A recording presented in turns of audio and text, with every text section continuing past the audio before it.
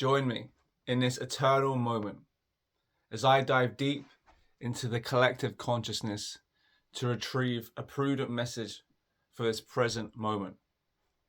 Welcome to today's energy reading. Now, today's topic is going to be about the attachment to labels, i.e. identities, i.e. egoic identity. So for much of our daily lives, we are faced with or aware of the constant egoic musings telling you who you were, who you are, and who you will be. Now, it is important to recognize why it is doing this. Why is it doing this? Where is it getting its material from? Where is it retrieving? What is the source of its creation? Because it is creating a narrative from a source and it is delivering it to your awareness. You are aware throughout your daily experience of its story, of its communication, of its musings, of its creations. It is creating something from a certain material and it is presenting it to your awareness.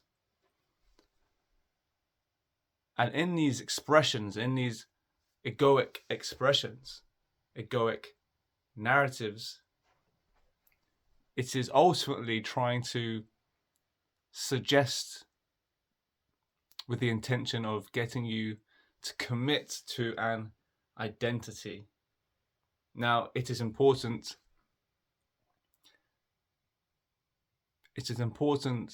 point of distinction where you know an authentic versus an inauthentic identity. Because the ego will have throughout the day, you're going to have many different expressions of identity, of labeling, of definitions as the ego tries to inform your awareness of this identity, of this version of reality. And that will shift throughout the day. It's good, it's bad, it's anxiety, ecstasy, joy, worthy, unworthy. We all experience it every day, and everyone is privy to this egoic party of identity, of the celebration of identity, of the celebration of temporary identity. Now that's the egoic, inauthentic version. The other one is the eternal, singular identity. That's the distinction. The ego is constantly trying to throw mud at the wall and see what sticks, see what you're going to give energy to. Because once it realizes what you like, it's like a social media algorithm. It's very similar. It's gonna throw mud at the wall. It's gonna see what sticks, it's gonna see what you like. And once the ego, the algorithm, says, oh, this person's awareness is picking up on the unworthy story, the unworthy narrative, and then it starts to rack back into the source of creation, i.e. your experience, i.e. emotional body, i.e. trauma, and it's going to collect all the experiences that made you feel unworthy in your past, and it's going to project it into your awareness because it knows that, as an example, for some people, for most people, feeling of unworthiness, of a feeling of being unworthy is prevalent. And when we give our awareness to it, and we focus on it and we fester on it, we validate it. The ego lights up. Whoa! It's so happy in those moments. It loves it. It loves having an audience. It does.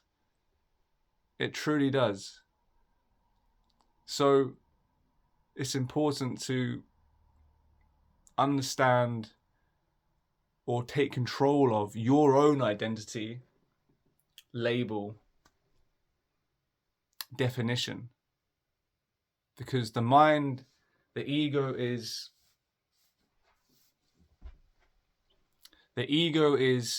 searching for validation. It's predicated on identity, on labels, of definitions, of boxing you into a certain category. So it's important to recognize this dynamic. It is important to recognize this dynamic in your daily, because everyone, you're going to be right now, you're watching this video and you're thinking, well, you're not thinking, you're aware of thoughts or stories or definitions, labels that are being presented to you. And the ones you pick up on are the ones that will resurface in the next hour, in the next day, in the next week. So with this understanding of the process of creation, so we go back. What's the material? The ego is getting its inspiration from somewhere. It's not plucking it out of the ether. It's looking to your past. It has plenty of material, always being added to. You're always adding to your past as the years go on. And it's going to present that to you. And what you focus on is going to feed you. So with that understanding of the process of the egoic creation, of the egoic label, definition, story, attachment,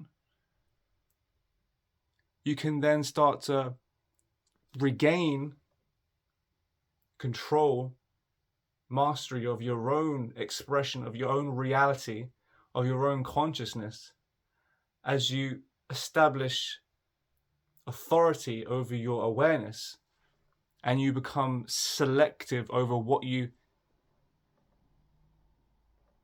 give rise to, because your awareness is always there. It never shuts down. It's eternal. It's consciousness. It's always plugged in. It's not distracted. It's there. And if you're going to sort of channel it into specific temporary communications of the ego, you sort of got this broad, holistic vision. And then instead of eternal vision, constant eternal vision, and you take all that potentiality and you put it into a small label, definition, story, originating from the ego, well, then that's a tremendous amount of power you're giving to an egoic narrative, an egoic label, which ultimately seeks to validate itself. It needs your attention. It loves your attention. So with that, I would invite you to now to take an extra second with your thinking. What are you thinking? What thoughts, what stories, what labels are you giving your power away to? And understand the only way to move away from that dynamic is to not give attention to that anymore, which is very difficult if you have for years become familiar and comfortable with that story, because ultimately it's an existential source of comfort in a very existentially terrifying environment. Like, who am I? How do I relate to the world? You can't explain who you are. You can't explain things in the earth. You can't explain things in the universe. You're only an individual. It's incredibly overwhelming. So we rely on the ego to take the burden. It makes sense. It makes sense, evolutionary speaking, because without the ego, we will just lose our minds to the eternal divine realm. And we wouldn't be able to operate in the material. We would just, so the ego 100% is important to the creative process. But if you get lost in that egoic labeling, I am unworthy, I am sad, I am whatever it may be, then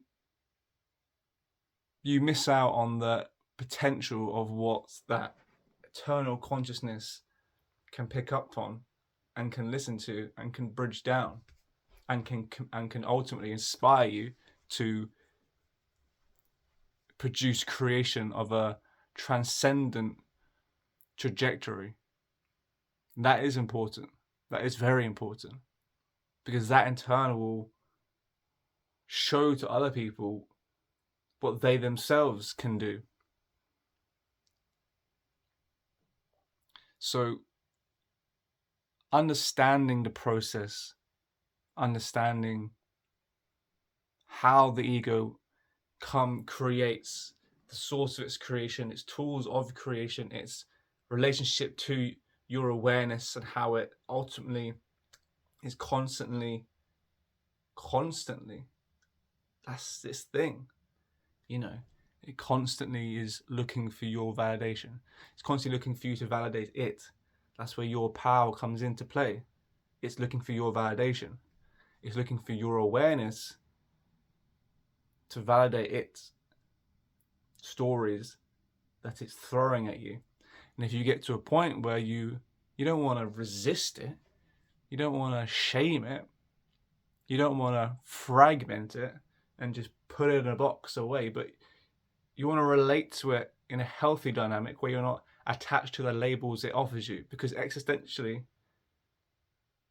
life is scary.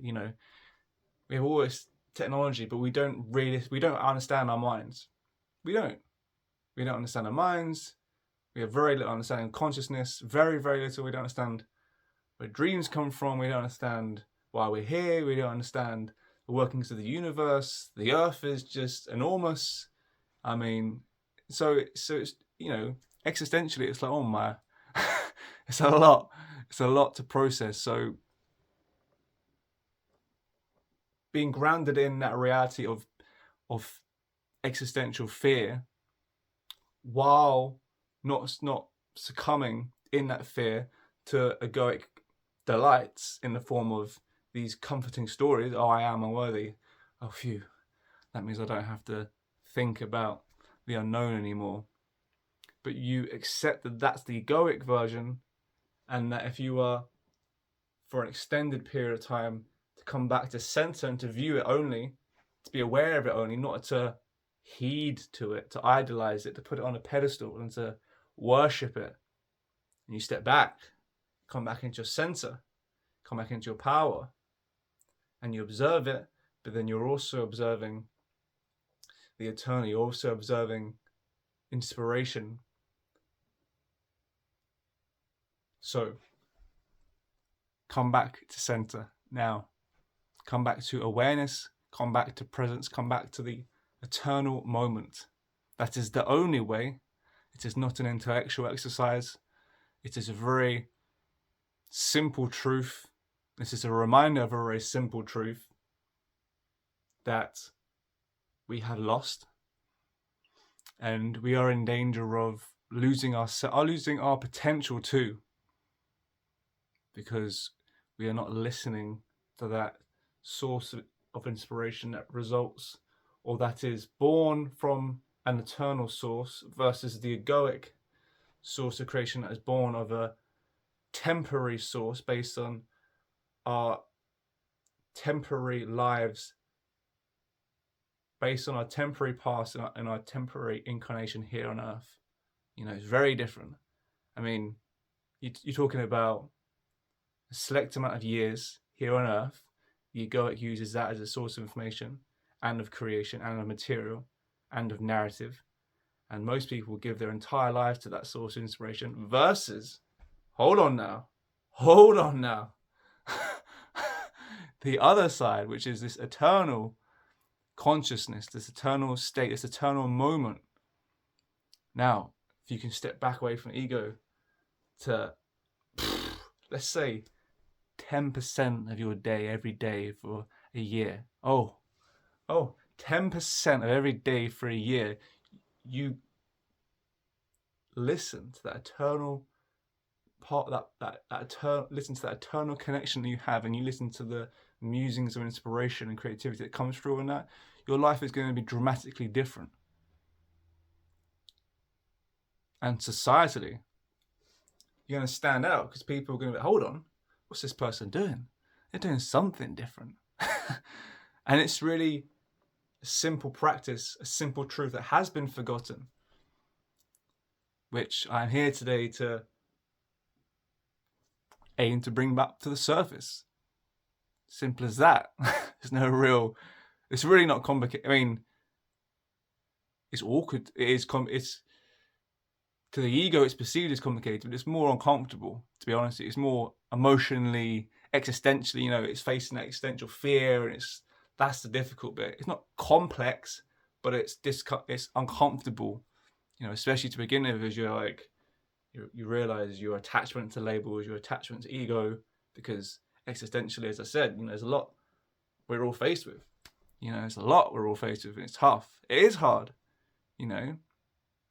So 10% every day for a year. Can you imagine the difference? The difference is massive. The potential is uncomprehendable by the mind. If you can increase that over 5 years and then 10 years, and then your children and their children develop this and progress this practice, I mean the potential and the trajectory is just, because we're tapping into something eternal. Remember, we're tapping into something eternal from this eternal moment. It's not complicated. It's not over there. It's not over here. It's not up, down, up there. It's not down there. It's right here in this eternal moment. So remember and listen. Good luck.